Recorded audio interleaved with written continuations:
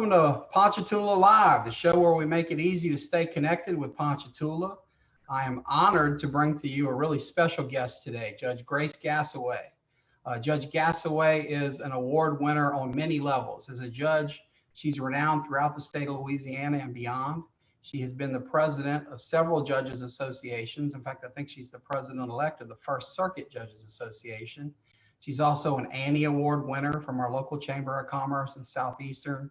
She's an LSU graduate who attended Southeastern and Hammond High School. She is a local girl who's gone big in a big way, and always been one of my heroes in 18 years of practicing law. So, Judge Gasaway, welcome to the show. Thank you, Parker. That was very generous of you. I'm really happy to be here with you today. Thank you for coming here. Why don't you tell us a little bit about yourself, Judge? Well, your opening was pretty good, but I am from Hammond. I've been in Hammond, I guess, my whole life, other than when I went to LSU and LSU Law School. I came back and practiced in Hammond for a while, and then I practiced in Ponchatoula with Tommy Waterman for many years and Brad Berner. And that was really a wonderful thing. I was able to really get to meet a lot of people that I didn't already know. And of course, my husband's from Ponchatoula. His family grew up down there. We still have a camp at Manchac. And it's just been an honor. I know I went to a class reunion one time and somebody said, "You've never left Hammond and Ponchatoula." I said, "Well, I don't have any need to run. I love it here. I think it's a great community. The 7th Ward has been good to me, and I've really enjoyed being here, raising my child here, and I have my family here, and I love it." Yeah. Well, it tickles my heart to hear you mention your practicing days on Pine Street in Ponchatoula with Tommy Waterman and Brad Berner, because those, Tommy was like, an uncle to me. He was such a great mentor right up the block. All of y'all took good care of me. And Brad's a great guy, a very successful lawyer. His father was my baseball coach when I was a kid, and his little brother spent the night at my house all the time. So those are just great families. And of course, your families go back. Your father-in-law and my dad have been dear friends for, probably over 50 years. So I hate to hear those connections down to the Manchac swamps. I know, down the pass, and it's just been speaking of that area, Judge, can you tell us about how the 7th Ward fits into that community? Because I know a lot of people get confused about Hammond City Court, the 7th Ward Court, and it's really much more than I think people expect. Well, could you tell us about the geographic boundaries of your court? It's a lot larger than some people think, because the name officially in the statute is City Court of Hammond. But the history on that, real short, is that's where the building sat. And I think there was a little controversy at one time back in the day, how they were going to name the court. But the entire jurisdiction covers basically all of Hammond, from southeastern and north, the incorporated portions of Hammond, all the way to Middendorf's restaurant. Actually to the middle of the bridge, if you want to really be specific with it. It goes all the way to the Livingston Parish line, so right on the other side of Pumpkin Center. And then in the other direction, we go all the way to Hidden Oaks Campground, which is the Tangipahoa River. So it's a very, very large area. So it's kind of a misnomer. And we've talked to people over the years, but people are a little resistant to change the name, but it does include that entire area. Well, I know it confuses people, and I think it's been about a year since my firm had our last trial in your court, but we're a Ponchatoula-based firm. We now have a Hammond office. We didn't then, but you can have a car wreck in Ponchatoula, as my client did, end up in your court, even though it's in Hammond, because the 7th Ward is really what your court is. So I appreciate you clearing that up. Why don't you tell our viewers a little bit about the type of cases you handle, because I know there's a broad breadth of different issues that come before your court. Very serious issues. There's some very serious issues. In the state of Louisiana, the way courts are designated and classified, this court is considered one of the largest city courts in the state of Louisiana. And in part, that's because we do encompass the entire 7th Ward, which is a larger area. We also encompass Southeastern Campus. So anything that happens on Southeastern Campus is also going to come to city court. Our court, some of the most serious matters, Parker, that we deal with would be our juvenile matters. I'll give you an example. Just this week, we had a first-degree rape case of a 7-year-old child. So I can tell you that the alleged perpetrator, as well as the alleged victim, and all the families involved, it's a very serious matter for all of them. We also had just this week a juvenile in possession of a firearm. So we have in the juvenile system, we have murders, we have armed robberies, we have any kind of case you can imagine, from truancy all the way up to these serious grade felonies. And for anyone to ever say that we don't handle serious offenses or serious matters in the city court is just wrong. And they're just not aware of the kinds of things that happen here. Yeah, that's just way off base, the kind of thing somebody would say if they just didn't understand your docket or the purpose and activity of your court. Well, Parker, what I've seen over many years there are some attorneys that rarely, if ever, have come to city court. And because of that, they're not aware of what we do. They come into court maybe once, twice. I've seen some of these attorneys. Judge, I'll confess to being one of them. I mentioned this trial we had with you about a year ago, but that's probably the first one we had in 10 years, since before then.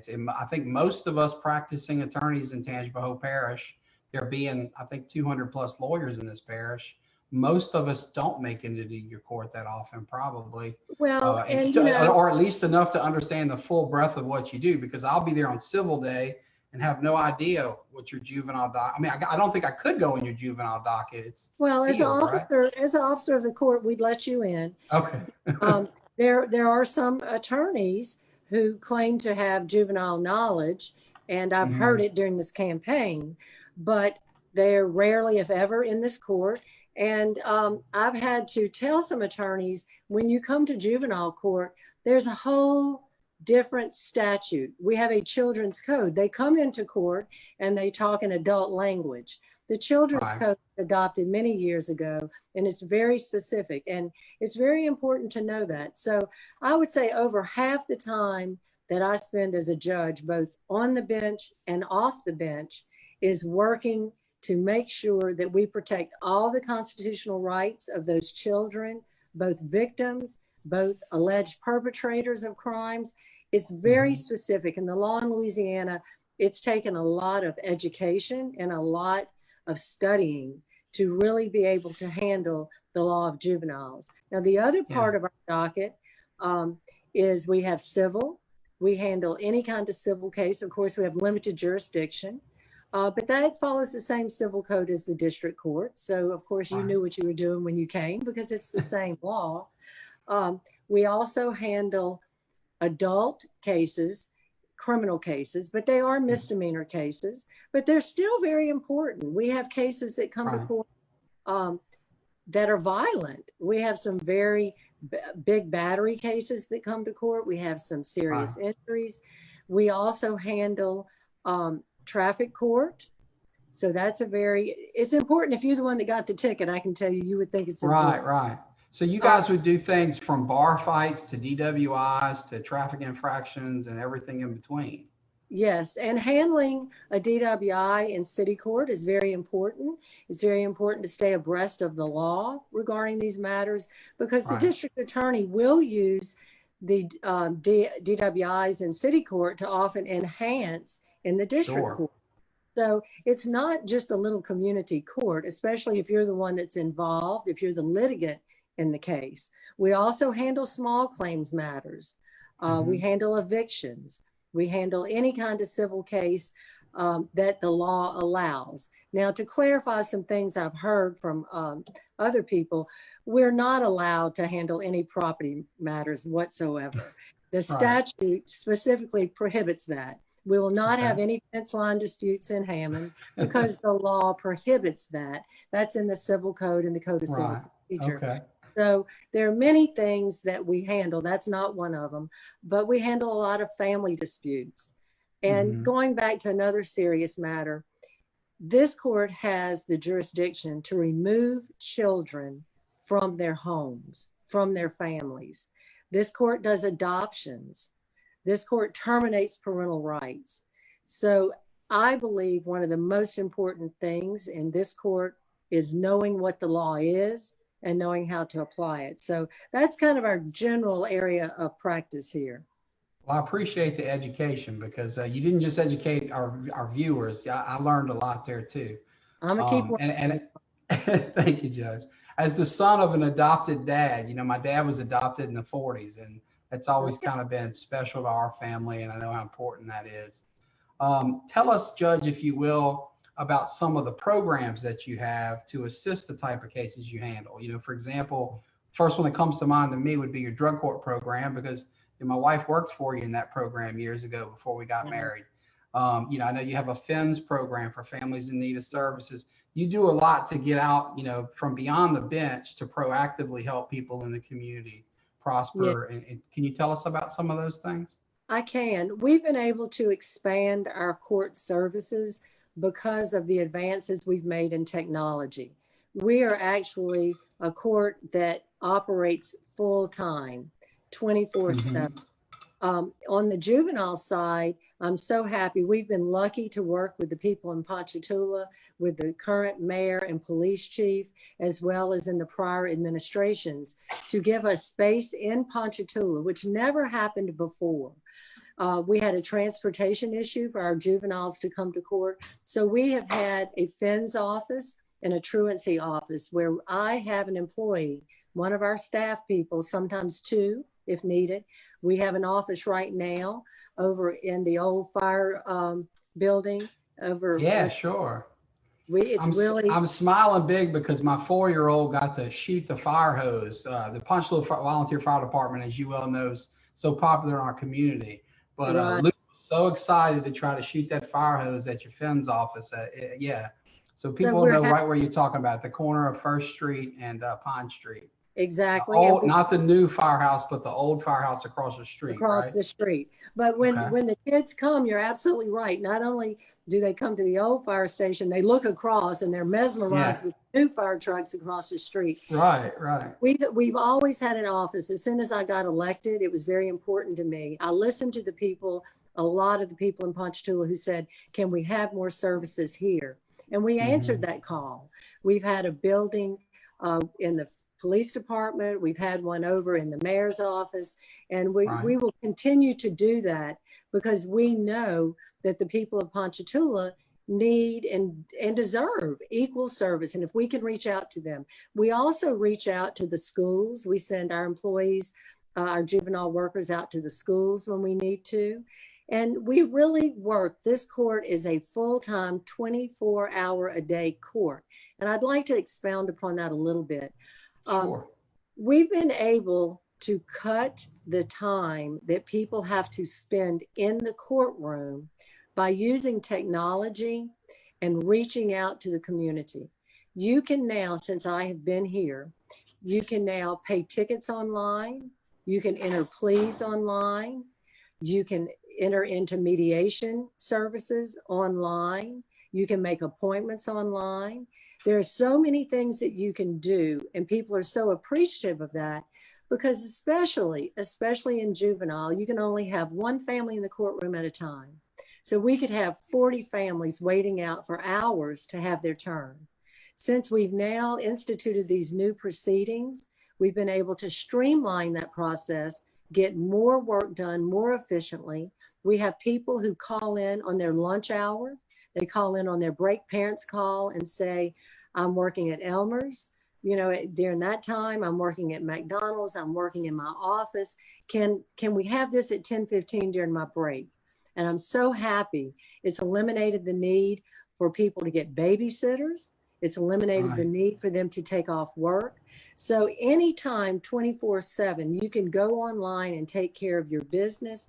And so it's really helped us in helping people not waste valuable time sitting in the courtroom that they don't need to do. And this is the wave of the future. I can tell you. For sure, because it certainly doesn't seem to be the wave of the present or the past. This is extraordinary. 24-hour access. I'm unaware of any other local courts that do that. Certainly not in our area. That's really ahead of the curve, Judge. It is. And COVID, I know we might talk a little bit about COVID, but sure. Our orders come straight down from the Supreme Court of Louisiana. And our Chief Justice has given us, especially starting during COVID, mandates and directives. And I can tell you, and we've shared, and we had to share them with the police department as we work together with them. We have mandates that tell us less court time. Do anything you can to keep people out of the court while protecting their rights and giving them their day in court. So we were ahead of the curve because we were able to go paperless and do so many of the things online that my staff set up. Well, I'm glad you mentioned that, because I don't remember exactly when this was, but I know it was years ago. You and your team reached out to me because you knew that I was friends with one of the top paperless law practice gurus in the country based out of New Orleans. And you asked me to facilitate an introduction. So we went down to New Orleans and we did that. And lickety split, you guys got this paperless access going that I haven't seen in any other Louisiana courts. And that was something that you conceived of yourself. You took the initiative to go out and do, and we're ahead of the curve. And like you mentioned, come COVID, you're ready. You're ready to weather this storm because the hard work was done years in advance. Am I wrong? No, you're absolutely right. And I remember that meeting with a guy named Ernie. I remember it because it was such a good meal. Okay. You know me, I'm an eater. But you're right. Ernie Spencer, sometimes called Ernie the Attorney by his friends. And he speaks nationally. He's renowned by the American Bar Association and others on paperless. And you took the bull by the horns and ran with it.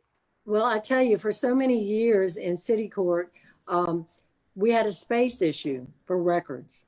And we would have to go to the archives. At one time, it was over in the library building. We've used the old Hammond fire station.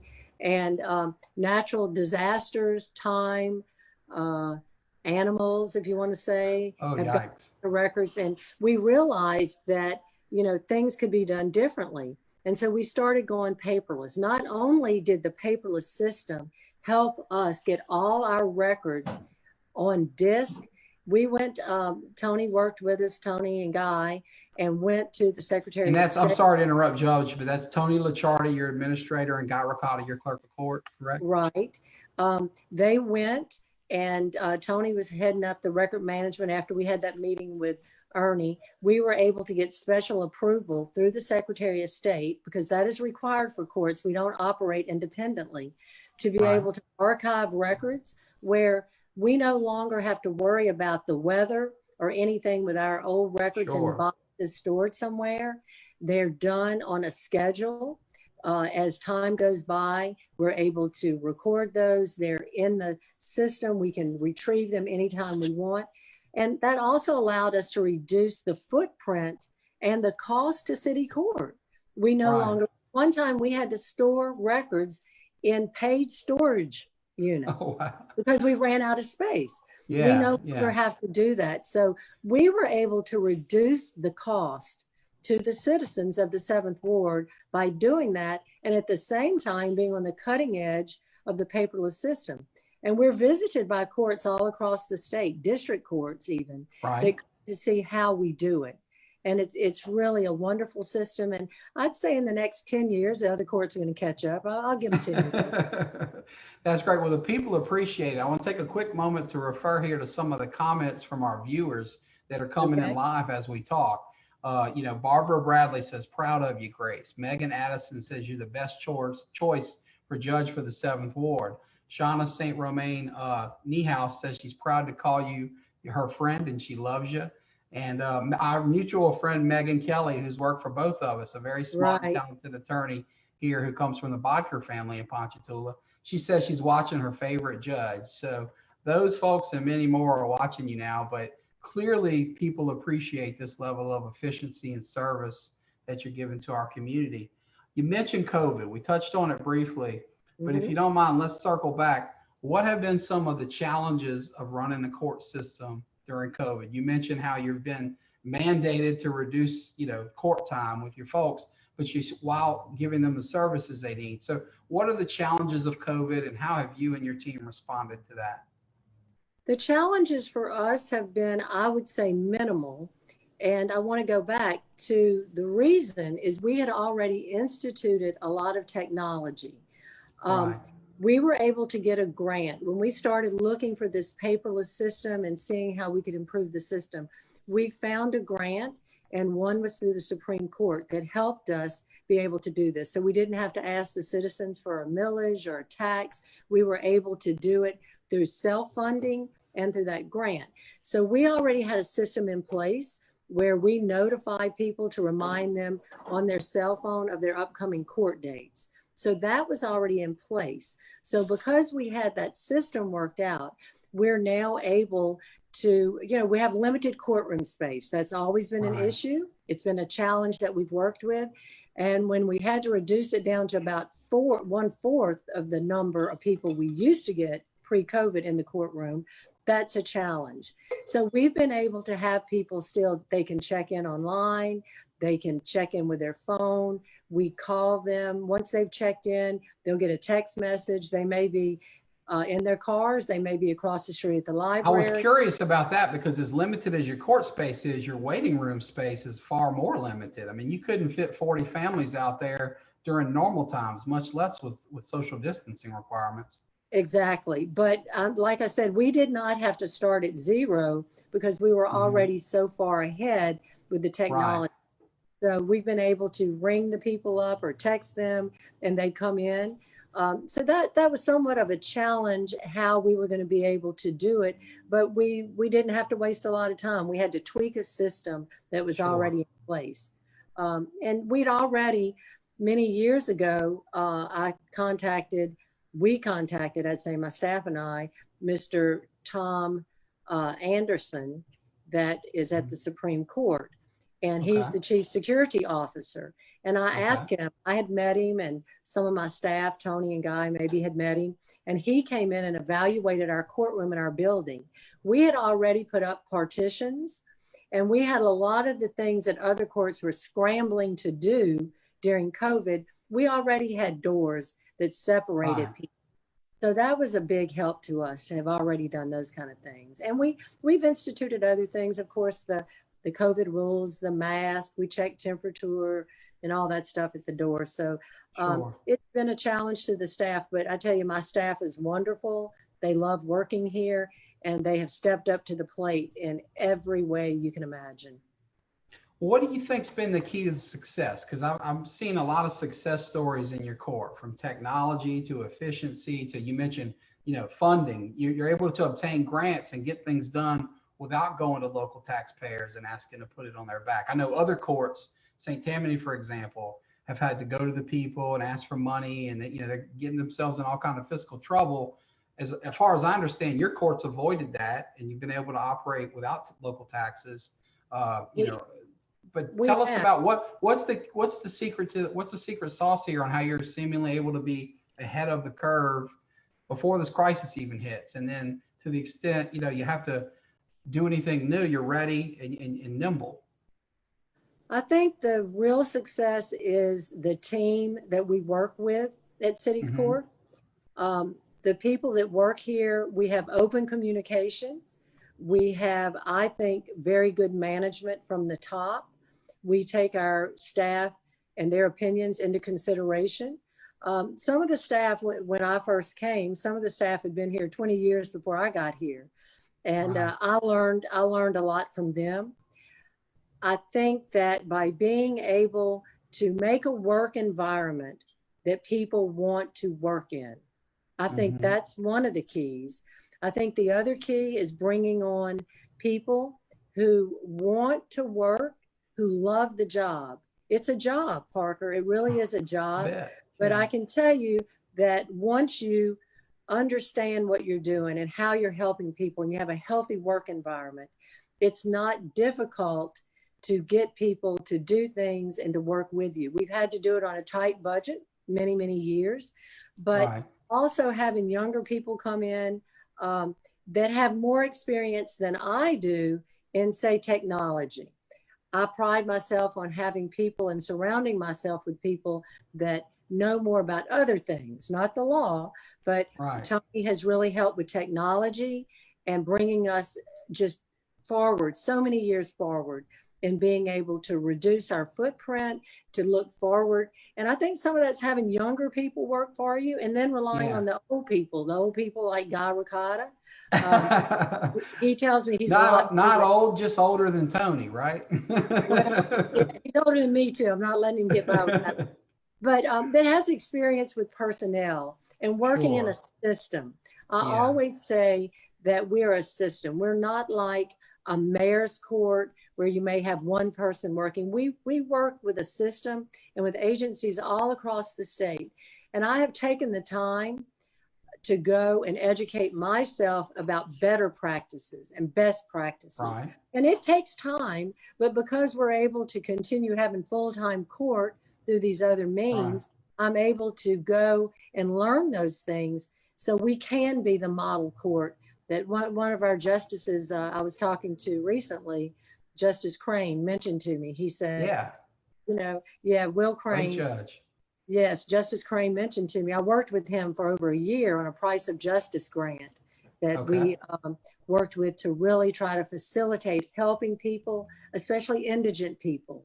We've tried to make a way where you can pay as you go. You don't get incarcerated if you don't pay. You just have to make your court dates and do it. But, Justice Crane was saying how proud he was coming from a small area himself, that we have been able to make Hammond City Court for the 7th Ward a model court and not just sat back and rested on the laurels of the past. So I think a lot of it is dedication, education, and a healthy work environment.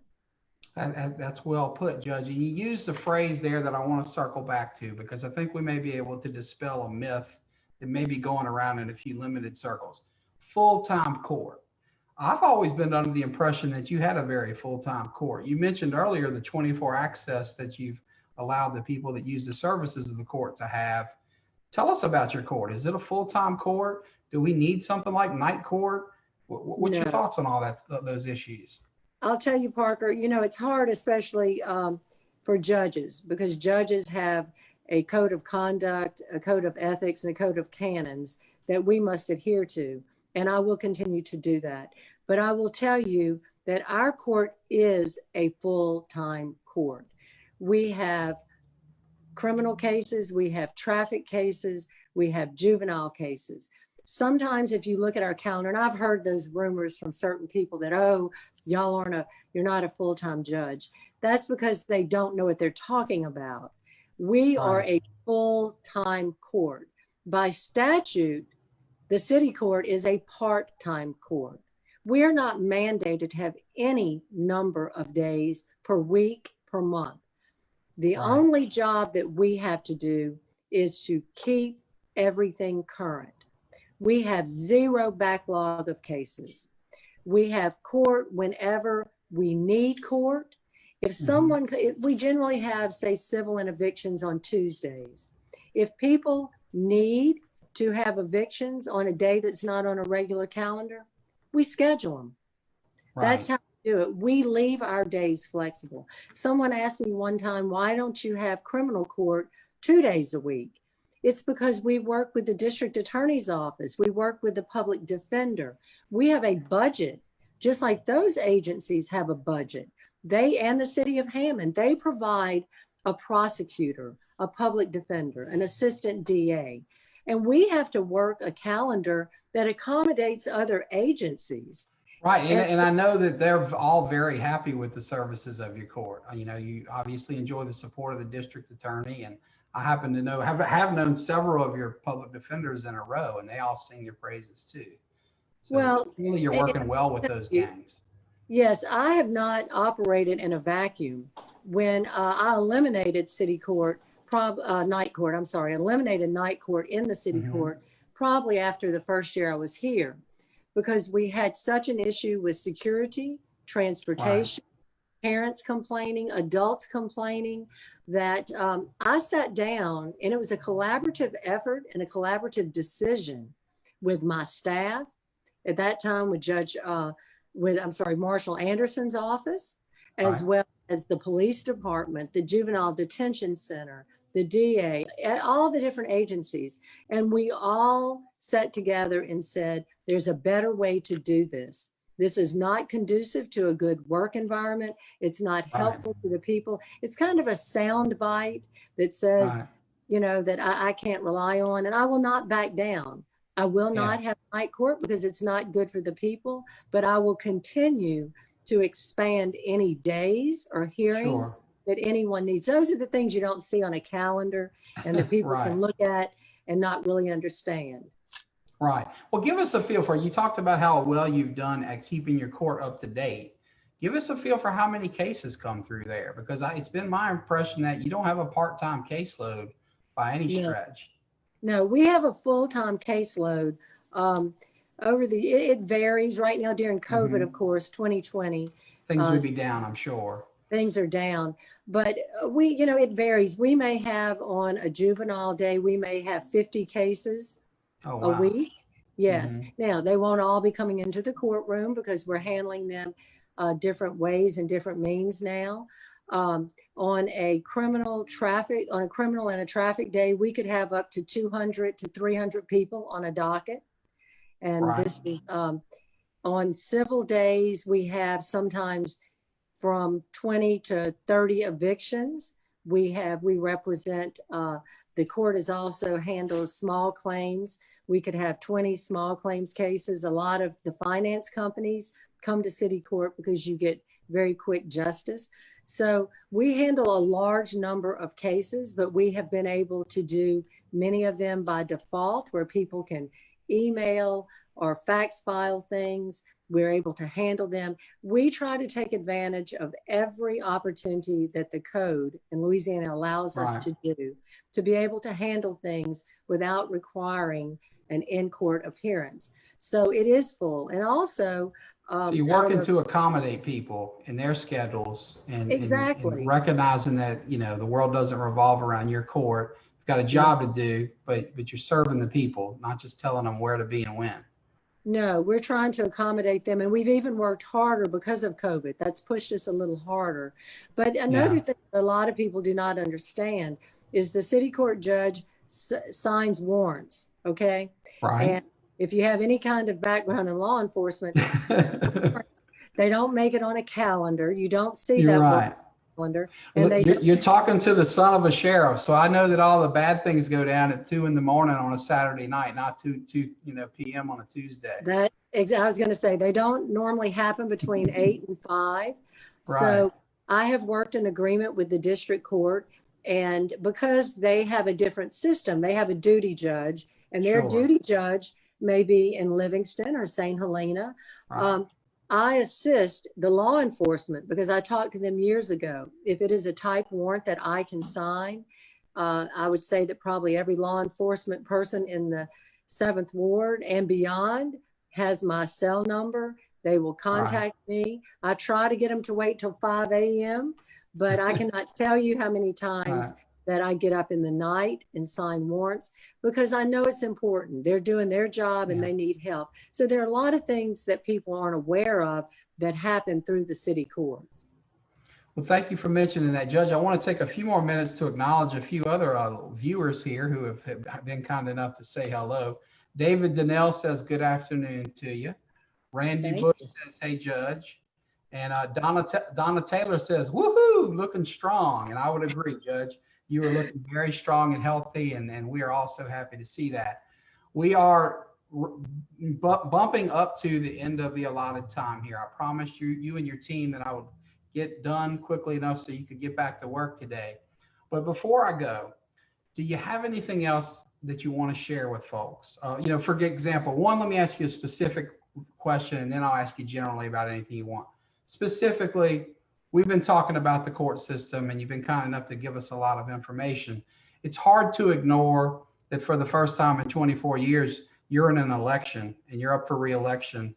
And I just want to give you an opportunity to talk directly to the voters and make your pitch. Why should folks vote for Grace Gasaway to continue to be our judge? People should vote for me because I have the experience, and experience is a good thing. There are some people who'd want to twist that, but things are going great in city court. We continue to have A+ audits. We continue to accommodate people. I know the law. I know what has to be done in city court. I'm willing to bring people together. And I'm going to say that because I think it's very important. We're in a time right now, as you well know, Parker, that there's a lot of divisiveness in our country. And we're a microcosm of that in our community. I'm very proud to say that as a product of the public school system, that I have had the good fortune of knowing so many people and keeping those connections throughout my life and working with the community of Hammond, Pumpkin Center, Ponchatoula. And I will continue to do that. I will not be divisive. I've never in the years that I've practiced law, 35 years, nor during the time I've been on the bench, no one's ever asked me when they come into this courtroom or into my law office, what's your political party? Because those are sound bites that people make. I do not care if you're an independent, if you're a Republican, or if you're a Democrat. Those party affiliations do not define people. People and their actions define people. I'm a person that has a record of being fair to everyone that comes into this court. And sometimes people get unruly and it's hard to do, but I know the law. I have the experience. I will continue to educate myself. I feel like I'm right now in the prime of my career, and I have a lot to bring to city court, and I will continue that tradition. I will not ever ask people anything that's not related to their case and why they're in court. I will listen to the facts. I will apply the law as I know or I think it should be applied. I'm always subject to appeal, and when I'm taught that I'm wrong, I will readjust and make those decisions differently. You know, that's just what it is. So there's no legislating from the bench. It's following the law. It's reading the law. It's reading the First Circuit, making changes in eviction court that people didn't like. People didn't like the new COVID rules. I've heard that. I can't believe you're not letting us do certain things, but I will stand by applying the law and being fair to everyone that comes under this court. And I will uphold the integrity of the judiciary. Our profession is one that gets slammed very often, but I will continue to do and uphold the principles of professionalism and integrity for everyone that enters this courtroom. Well, thank you, Judge. That's really well put. You do an excellent job, and it's always been an honor to practice before you. Before we close, do you have anything else you'd like to share with our listeners? Anything at all? Well, I would be remiss not to say that we are just days away from the final day to vote. And I am on the ballot to re-elect Judge Grace Gasaway. My number is 74. I would ask for everyone's support and their vote, and to really make that decision based upon the things that I've talked about today and not other things that you may hear. I want your vote now. If you're voting early, if you're mailing them in, or if you're actually going to the polls on election day, please, please vote for me, Grace Gasaway. Thank you, Judge. And to our listeners, I thank you for tuning in to Ponchatoula Live. This has been a great episode because we had a great guest. We're here every Thursday at 3 o'clock. So if you've enjoyed the show, please click like on our page here, ponchatoula.com, and catch us again next Thursday at 3 p.m.